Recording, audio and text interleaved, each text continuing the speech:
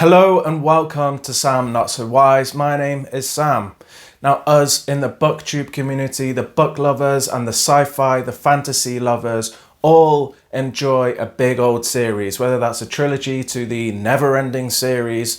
We love the longer form that this genre allows us to explore in.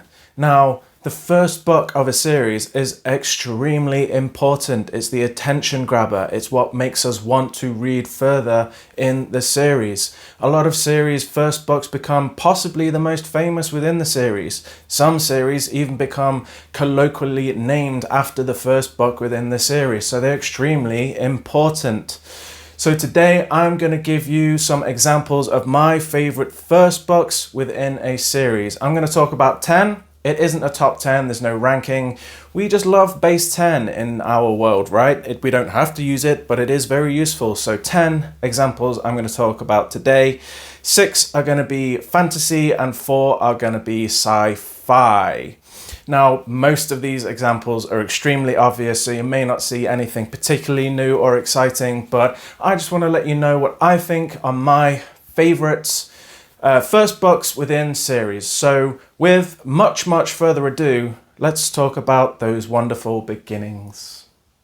So the first book, I mentioned that these books are going to be quite famous. This is quite famous, but I wanted to start with something a little less famous, a little bit unexpected perhaps if you've watched this channel so far, and that is The Northern Lights by Philip Pullman, often called also The Golden Compass across the pond in America.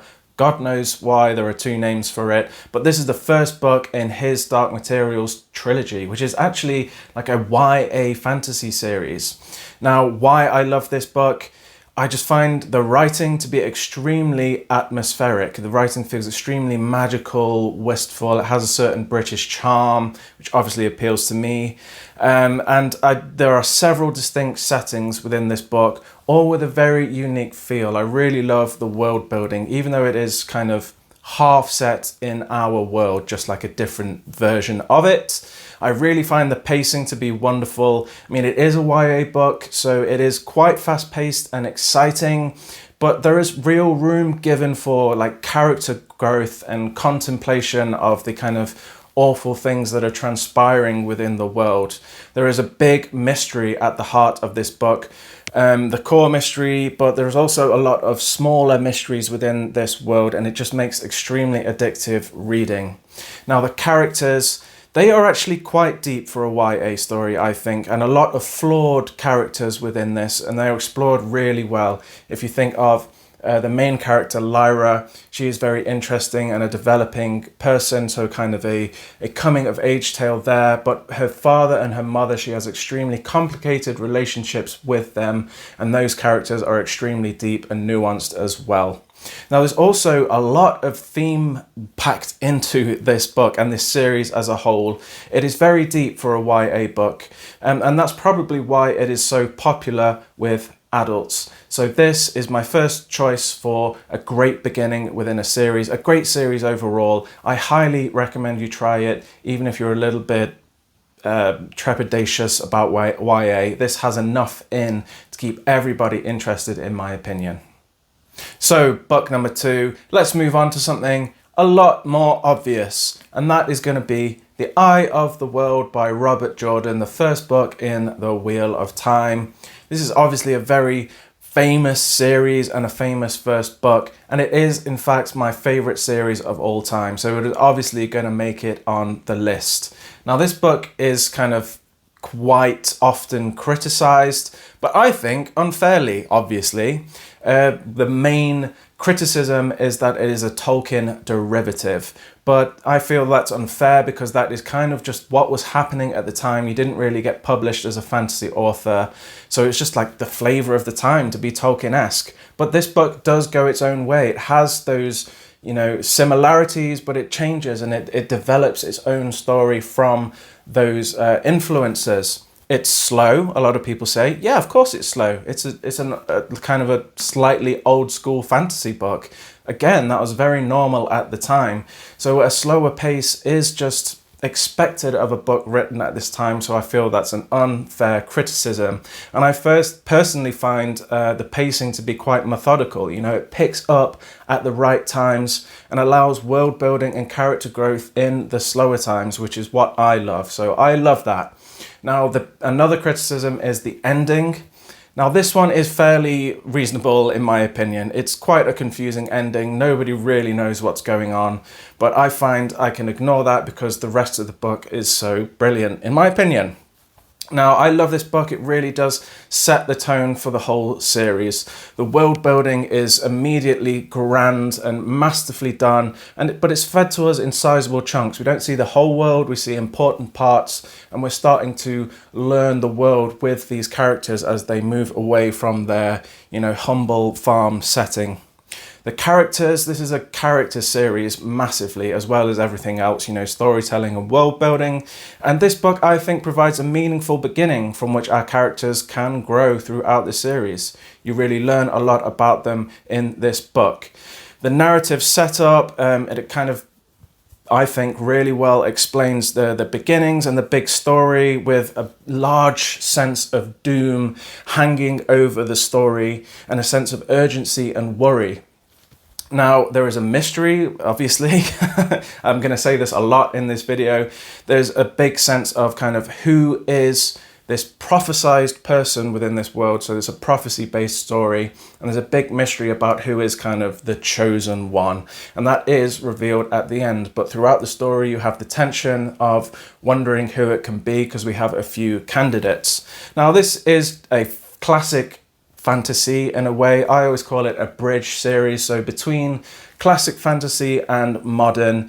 So we get that nice, mixture of the classic fantasy, but things moving towards kind of where we are today, I guess. So in that sense, I think it is an excellent book one and should not be ignored. And I just love The Wheel of Time. Eye of the World. The next book is another super obvious one. It is A Game of Thrones by George R.R. Martin, the first book in a Song of Ice and Fire series. Now, what can I say about this book that hasn't already been said? This, in my opinion, is like a political chess masterpiece. We're introduced into this world and this situation with a great sense of tension, again, kind of revolving around a mystery about a person who has died mysteriously. It is kind of covered as not mysterious, but there's a lot of workings underneath that we are trying to find out through some of these characters. And the characters, obviously this is known for having wonderful characters. What can I say more about that hasn't been said? But this book provides a wonderful springboard for the future growth of all of our main characters. Not all of them, but a lot of them. And the characters just feel so alive and so real, so well realized, and it really begins in this book. You already find that within this first book of the series. Now, this book is obviously also famous for its twists and turns. I hadn't watched the series when I read this, so I was in for a real shock on my read. You kind of just learn to expect the unexpected in this series, and it just keeps you on your toes, and that is wonderful reading experience. You fly through this quite large book. It is also brutal and unforgiving in so many ways, which, at the time was a fresh and interesting take on the fantasy genre. Nobody had done what George R.R. Martin was doing in this book. So for me, it makes it an absolutely perfect #1 book in a series. For the next book, Mr. Obvious is striking again with The Way of Kings by Brandon Sanderson. Again, extremely famous, extremely popular. Now, this is a monster of a book and has often been criticized for like a slow start within this large page count. Maybe it could be cut down. Yeah, maybe it could. But it wasn't really a problem for me, as the slower, kind of more plodding parts, for me, make the bigger parts more impactful. So I actually enjoy that contrast. Now, the world building, Sanderson is an absolute master of world building. It is a big world, but I really liked the way we're introduced to this world in kind of manageable chunks at a manageable rate. The world is clearly extremely well thought out and quite unique, I found. I feel like I haven't seen any other worlds that are similar to this. You know, just kind of like if you think of the plant life within this series, the magic, the everlasting storm, the flashback sequences, I just really find this to be quite an interesting take on the modern fantasy genre. Now the characters, this is, like I said, is a huge book, 1,200 pages. So the characters do already get large developments within the first book for the main characters. It introduces our biggest players in the series, and they already go from one place to a place that is quite different by the end of this chunky book. Now, obviously, I must mention the Sanderlanche, which is now extremely famous. He loves having a humongous ending, like the last half onwards. The pace really rises and the tension rises, culminating in a wonderfully epic finale. So the last few hundred pages really, really fly by. And like I said, for me, that just makes the slower moments more impactful because they were really building up to something very monumentous. So he is a master of endings, and this is a fine example. I think this sets up the Stormlight Archive wonderfully well, The Way of Kings. The next book I will talk about is by the author John Gwynne, one of my favourite authors of all time. But which one is it going to be? Is it going to be Malice or The Shadow of the Gods? So in my opinion, The Faithful and the Fallen is just slightly better a series than The Bloodsworn, but in my opinion also, the first book of The Bloodsworn, The Shadow of the Gods, is the stronger beginning. Now, I've talked about this book and this series a lot on my channel, so I'll put a link in the description if you want more details, and I'll try and be brief here, which is obviously not my strength. Now, the pacing within this book and this trilogy is absolutely thrilling, but also very thoughtful. We have lots of action, we have lots of heart-pumping scenes, but it is balanced wonderfully with quiet moments where we build the world and the characterization. The plot, again, we have an intriguing mystery about what's happening to the children within this world. Children are being kidnapped and we do not know why. And this leads to a lot of humongous world-shattering consequences. The world building itself is a balance of epic. We get huge gods and big magic that comes from these gods and their descendants, but also it is a manageable scale. It's not a humongous world that we are exploring. Now, the characters, John Gwynne is famous for his character work, and it is no weaker in this series. It is wonderful at its highest strength. We have intriguing characters that don't really follow genre norms either in quite a few ways, and it sets up their paths well. So it is a really interesting study of character in this book already. Heart. I mean, John Gwynne is known for his heartful, thoughtful writing and getting those tears from your tear ducts. And already within this one not too long book, we are just put through the ringer of emotions from absolute joy to absolute despair. Within the first 150 pages, you'll be wiping tears away. So this for me is an excellent first book in a wonderful trilogy. And I think it was actually my favorite book within the trilogy, but all of them are good, but this one just wins out.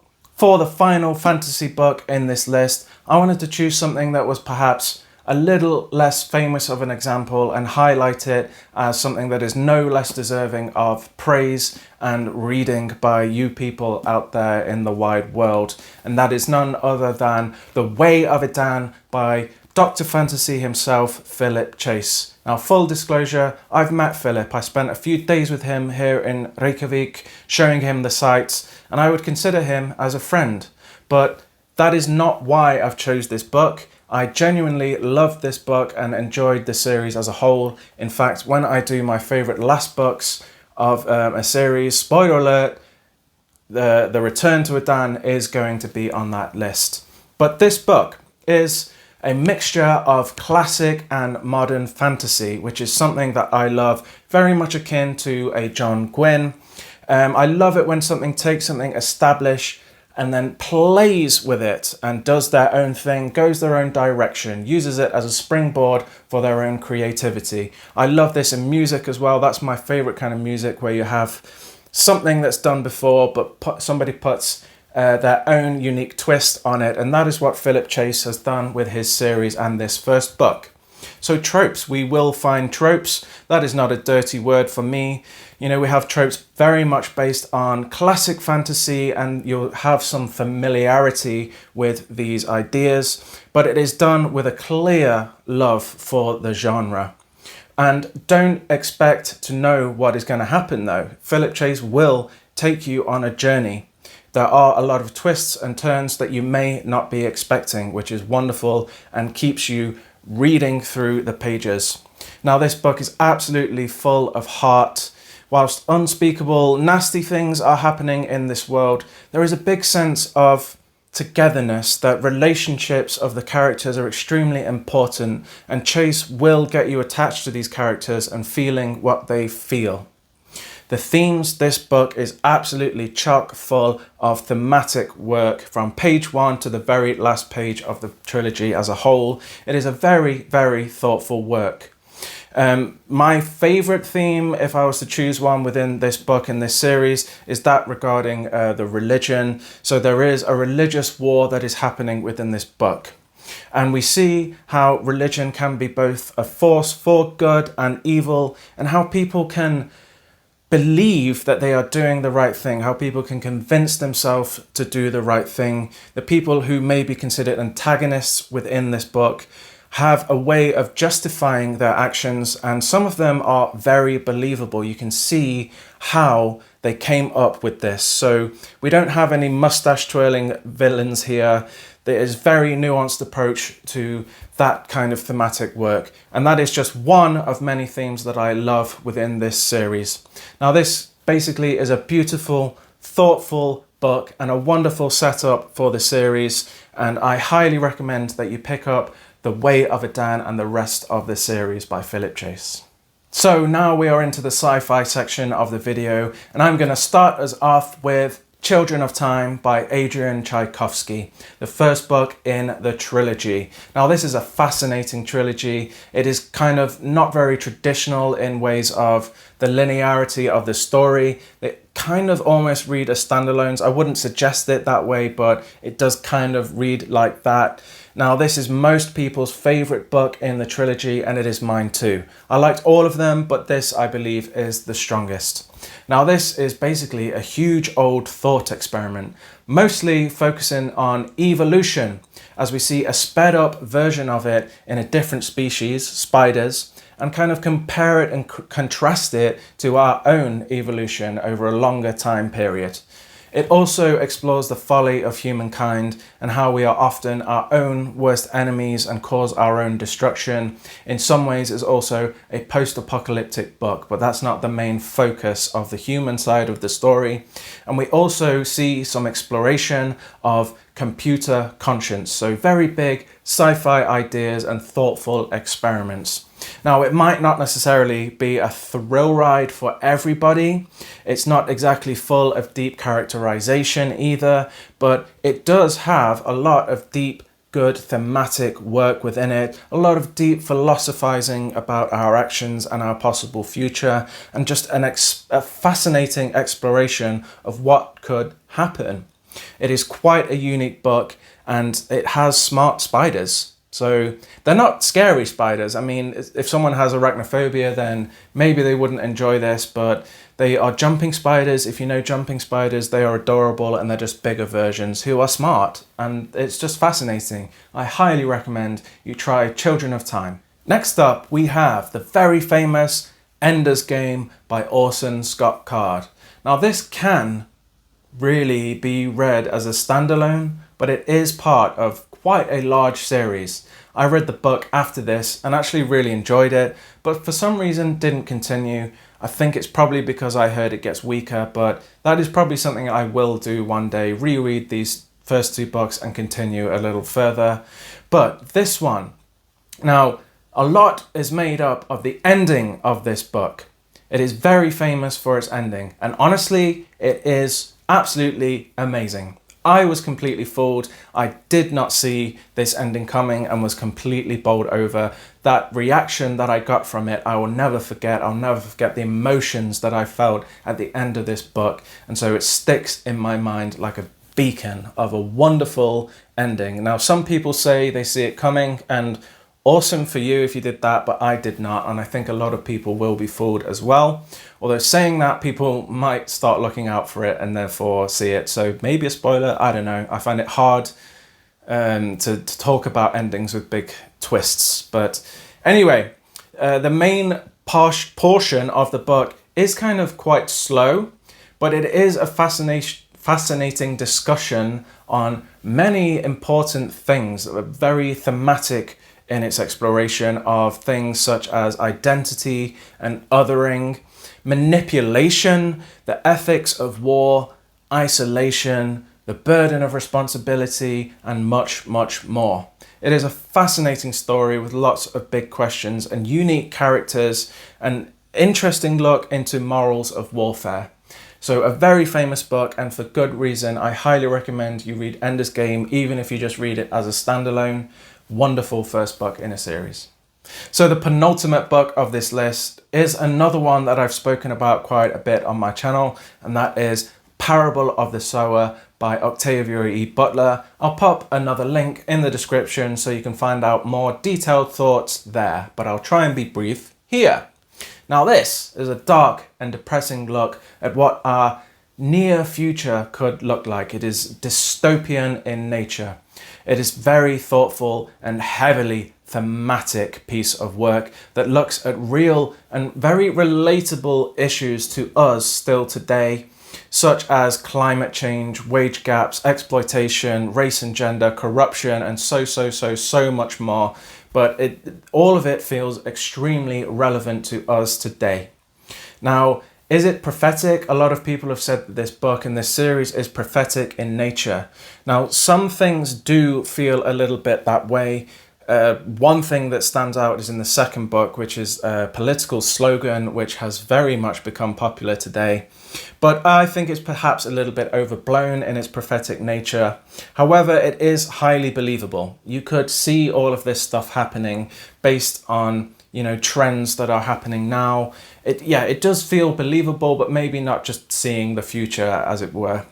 Now, this is a book of two halves. The whole book is fraught with tension, and the first half, we are basically waiting for the worst to happen as she's living in this gated community and is basically expecting for this to end horribly. And guess what? It does. And when it does, the second half is all about survival in an extremely tough world, which is not easy to survive in. So again, it is a lot about trying to stay alive in an extremely difficult situation.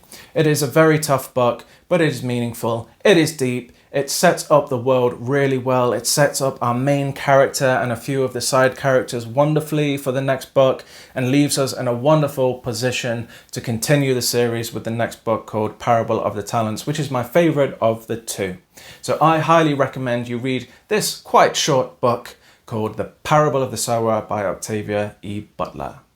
So the final book I'm going to talk about is yet another extremely famous one, and that is Hyperion by Dan Simmons, which is the first book in a 4-book series, which is split into 2 duologies.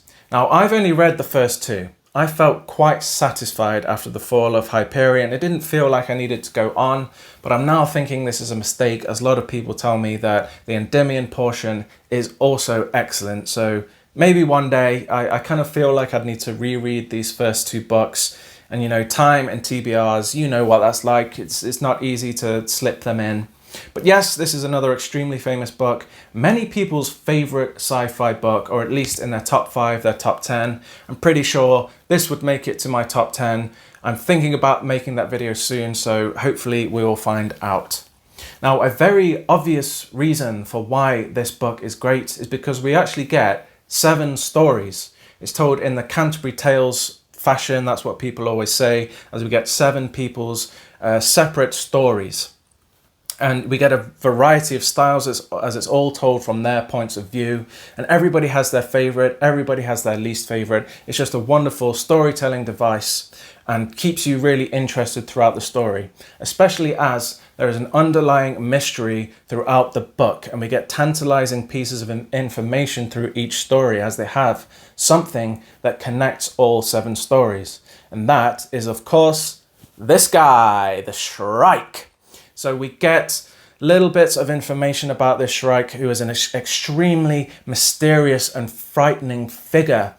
And it's just set up wonderfully, and you just really want to know more about this motherfucker. Like, this guy is like a really unique character, probably one of my favorite characters in all of sci-fi, maybe all of literature, the Shrike.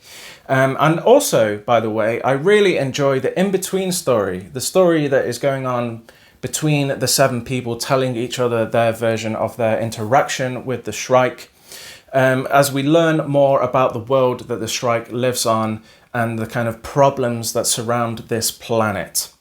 Now, this is just an extremely unique book. It's absolutely genius. Some may find the ending somewhat frustrating, but I thought it was a wonderful setup for the next book, and I just really wanted to get into it as soon as possible. So if you're looking for something different, something exciting, something filled with mystery, 7 different stories, this book will absolutely knock your socks off. So that's the end of the list, and therefore the end of this video. If you've made it this far, as I always say, thank you so much. I really appreciate you watching. Now, this was just me giving some love to my favorite first books, not intended to be deep in any way, just me telling you my favorites. I'll soon be doing this for my favorite endings of a series. That'll come after my next wrap up. But I want to know what your favorite first books within a series are, and what are your thoughts on mine. Please comment below and we'll have a nice little chat. If you're new to the channel, please think about subscribing, like the video if you liked it, but that is it for now. So I'll see you for another video soon. Goodbye.